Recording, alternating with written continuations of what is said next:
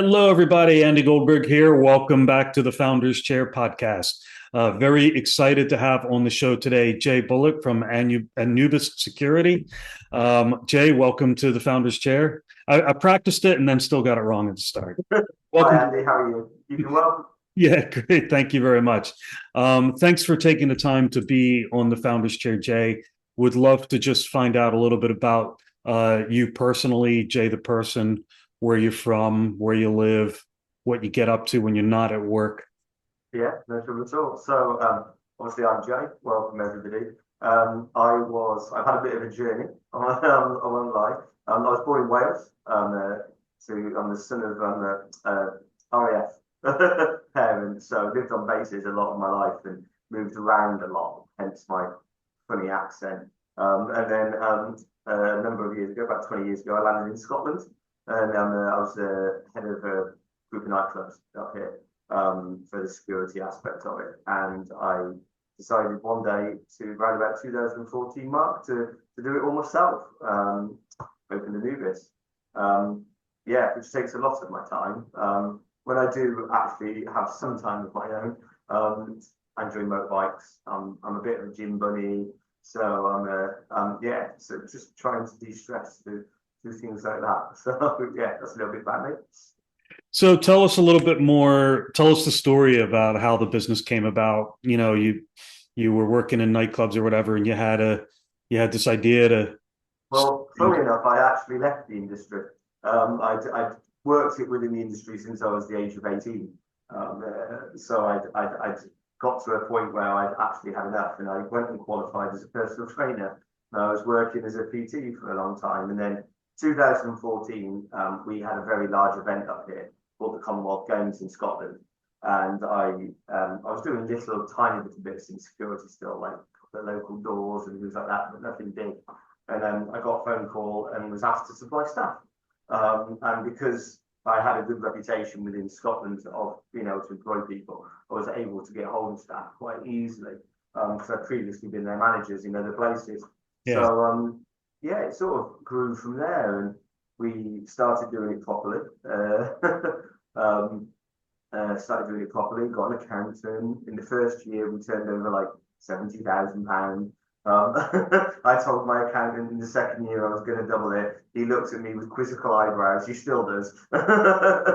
He still does, and we just sort of snowballed on from there on in. But yeah, that's where we started. Commonwealth Games really was the really big, like, you know what, I do have a passion for the industry. Let's really go for it. So yeah. So you had a passion for the industry and for the market. Did you feel did you have the confidence that you could be a business owner, or was it just kind of wing it, we'll see sort of thing? No, I think I believed in myself. I think that's one of the main things that you actually need is if you're a little bit shaky about it, I don't know if it's going to go well. You've got to have that like 100% drive. Definitely, like there's no shortcuts to that. Like, and believe in yourself. And we all get moments where we're like, oh my goodness, what have I done? But they're fleeting moments. So I've got to be honest. I've got an incredible team around me, and I've had a brilliant team around me since when it was just myself and what is now my finance manager, Michaela. She's been with me since the word go, and I couldn't have done it without her. So shout out to Michaela. Is having a good team around you important? Yeah, massively. Yeah, I wouldn't be able to do what I do now, which is literally travel the entire country, if I didn't know that I can leave my office in really safe hands. Like I said, Michaela's been with me since the word go, and we're really lucky. We've got lots of staff who stay with us for a very long time, and that just gives you the continuity behind yourself. That they know what they're doing, you can just leave them alone to it, and you just go on and on. That continuity of your senior management or lower management team is really important. We've got to promote from within strategy as well, which some people agree with, some people don't. But I think it's brilliant if you can promote within. So we've had people who work with us now who started as stewards, like not even with an SIA license, and they've worked all the way up to sort of senior management levels. So yeah. So tell us a little bit about Anubis Security. What do you do, and who do you do it for?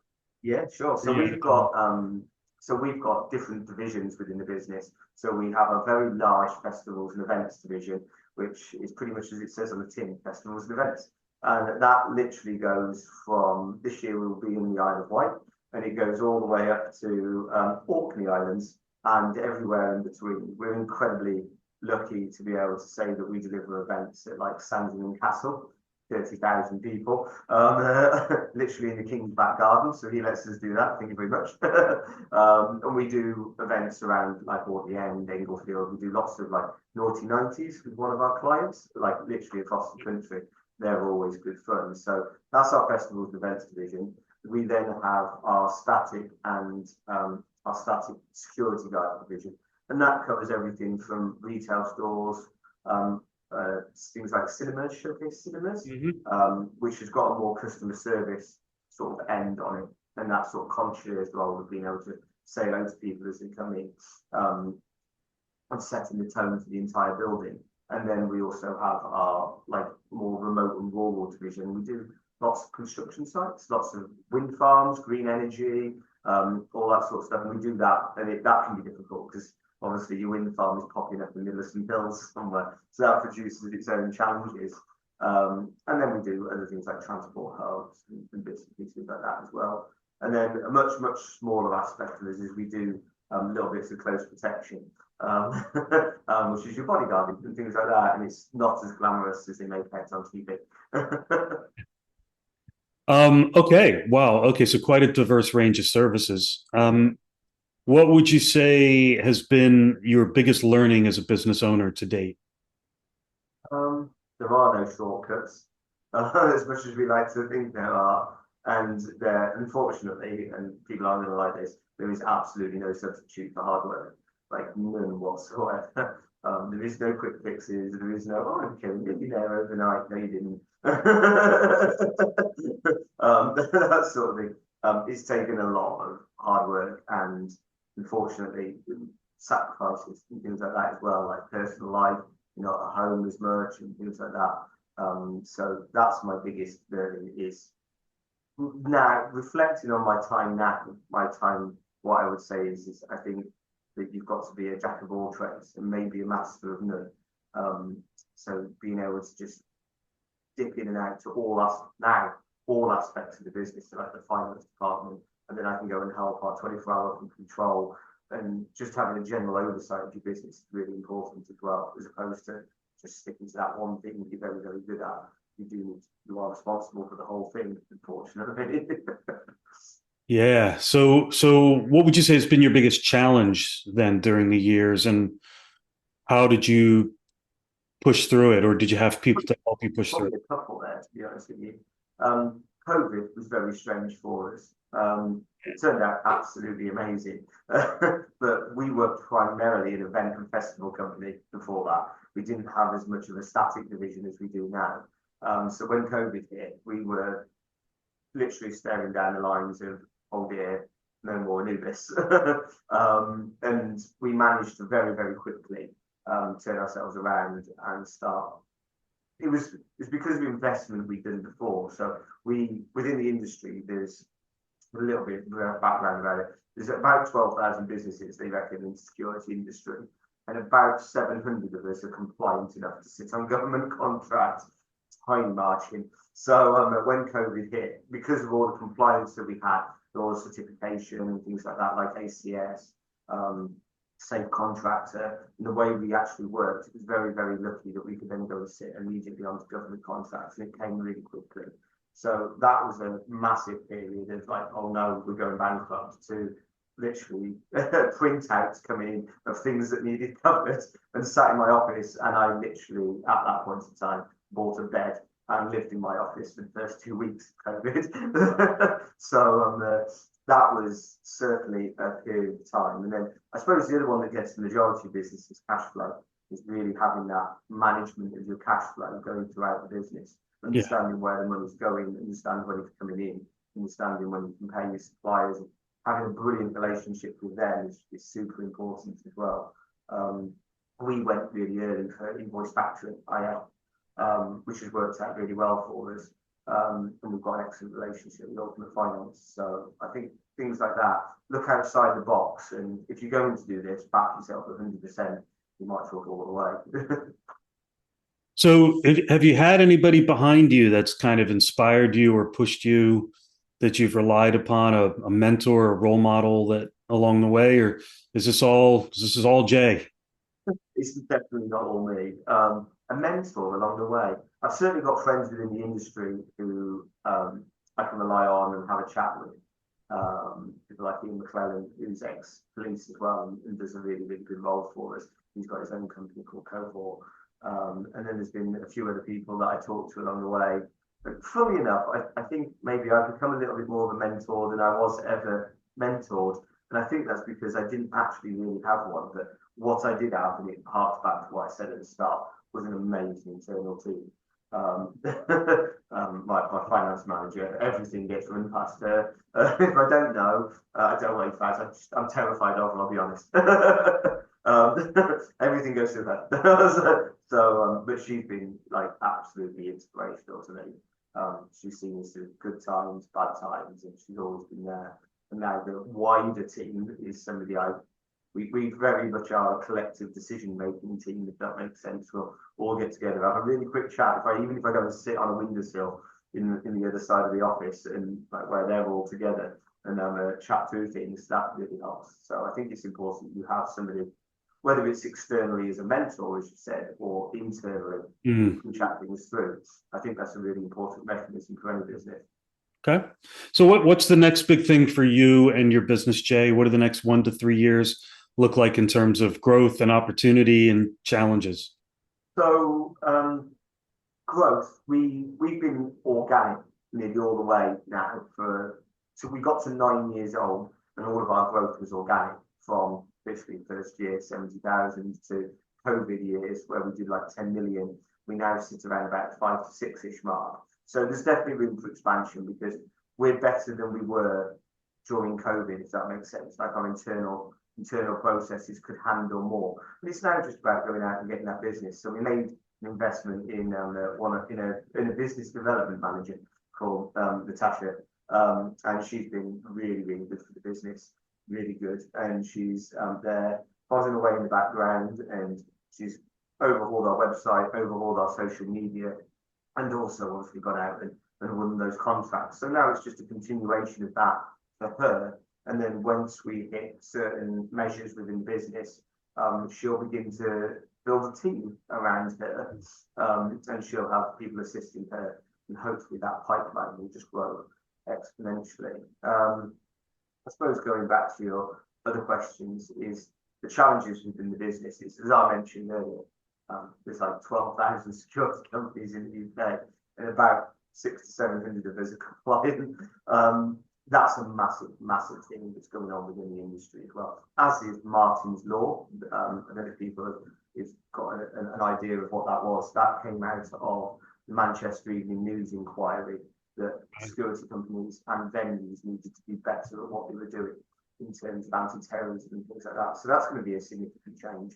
And then the industry regulator, the Security Industry Authority, lots of businesses have gone out to them, and we are literally begging and pleading with the government to give us something called business licensing, which would mean that all security companies across the UK are licensed like we are already. We volunteer for our license and for all our audits and checks.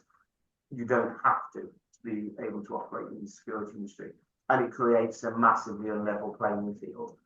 They will use things like self-employed staff, which is not really allowed in the security industry. They will also, unfortunately, break any sort of HMRC and those sort of rules and literally pay cash in hand. So sometimes when we go to clients and we're like, this is our pricing, it gives you complete peace of mind. We do all these things. And particularly with the budget that came out, everybody's very, very conscious of expenditure within their businesses at the moment.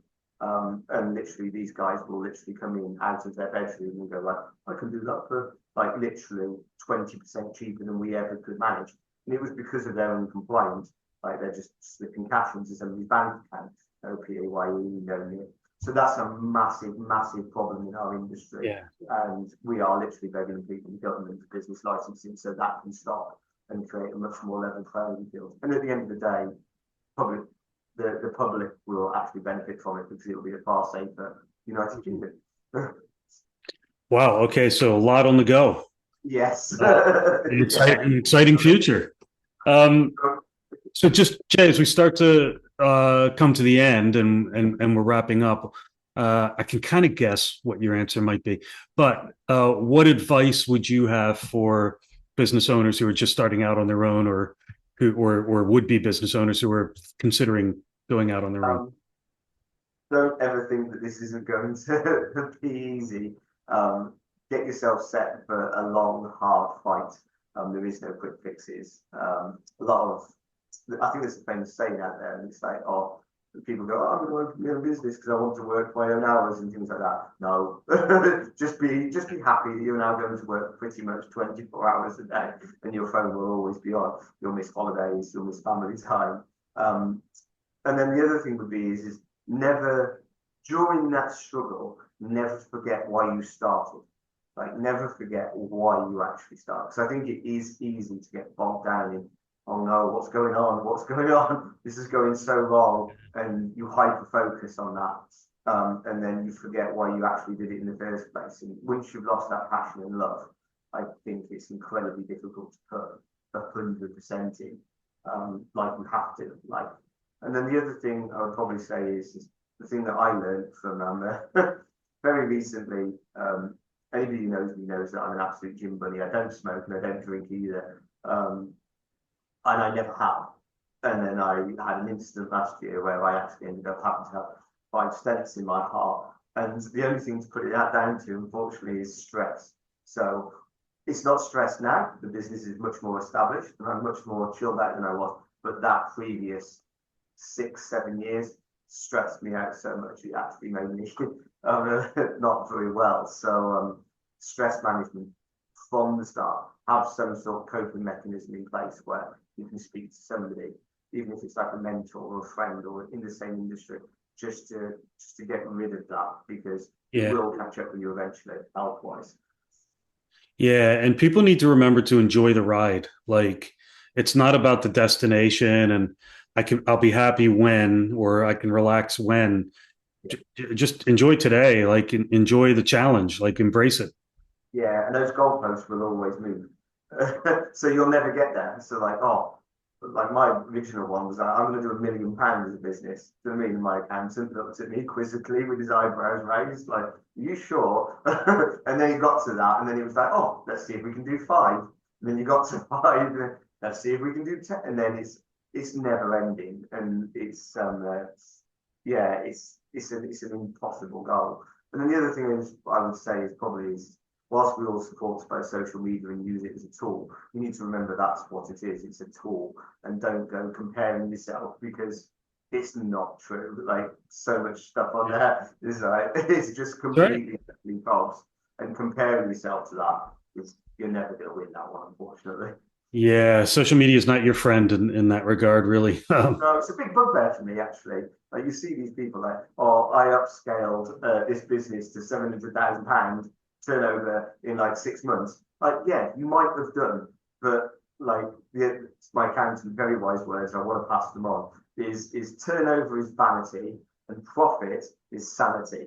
So like, yeah, you might have sold £700,000 worth. How much money did you make doing that? And that is super important. If you're not making money, there's no point in having that number over there. I think cash flow is sanity, actually. If you want to maintain your sanity, make sure you manage your cash flow well. But yeah, listen, this has been amazing chat today. Really good food for thought for anybody who's going to be watching this, Jay. So thanks so much for taking the time to be in the founder's chair. Really appreciate it. Cool. Thank you for having me, Andy. And thanks to all our viewers and all our listeners, as always. And we look forward to seeing you on the Founders Chair again soon. But once again, Jay from Anubis Security, thanks so much for being on the show. Thanks for your time. Take care.